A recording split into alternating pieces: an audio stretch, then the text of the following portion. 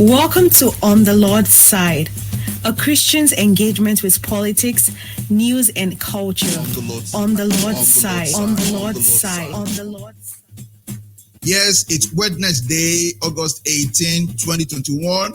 My name is Olufemi Oguntokun, and I'm speaking to you today from Lagos, Nigeria. On the Lord's side. On the Lord's side. On the Lord's side. On the Lord's side.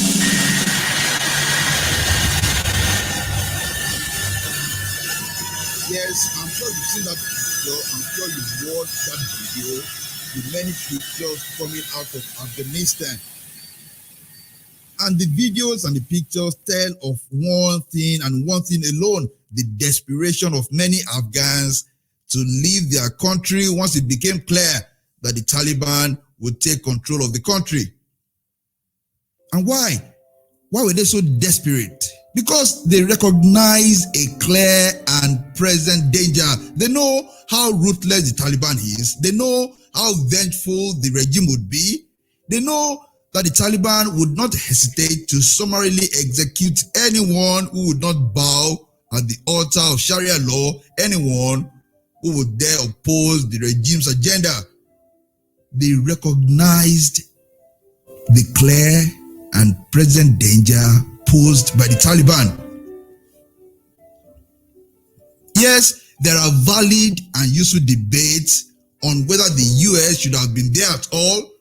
There are useful debates on whether the disengagement from Afghanistan was properly thought through, whether it was effectively executed. Yes, questions that are necessary and important and should be amplified in public discourse. But for people on the Lord's side, the desperation of those Afghans to be carried by that aircraft, out of Afghanistan, that desperation should remind us of a question from 2 Peter chapter 3. In verse 10, the apostle posed this question. Listen to it.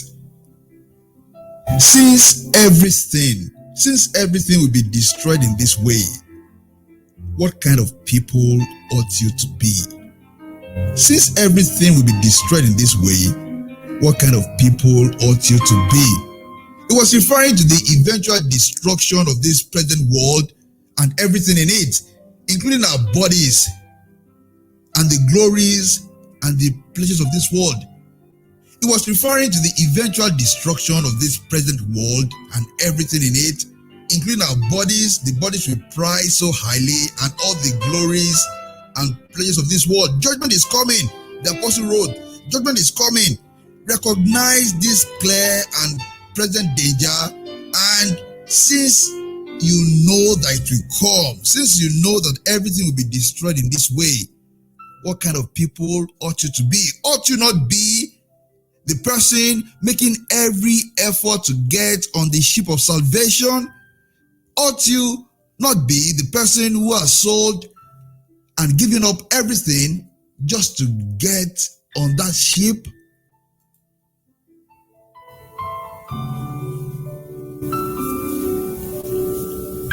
Dear people on the Lord's side, please be reminded, and yes, please remind everyone around you, judgment is coming. Judgment is coming, and the appointed day will come like a thief in the night. So make every effort, strive to get on the ship of salvation. Listen to your captain's words from Luke 13:24. Strive to enter through the narrow door, for many, I tell you, will seek to enter and will not be able. You see, our prayers are with the people of Afghanistan and the Church of Christ in that country. We will keep them in our prayers, even as we must demand that those responsible for this debacle, those responsible for this human tragedy, be compelled to make it right. But you see, that video, those pictures should tell Christians much more than they tell the world. Those pictures, those videos generally tell of human tragedy, of the incompetent management of the military operation, and of the fear of the Taliban. But they should tell us who are on the Lord's side. They should tell us much more than that. They should remind us of how desperately we should seek to escape the judgment to come.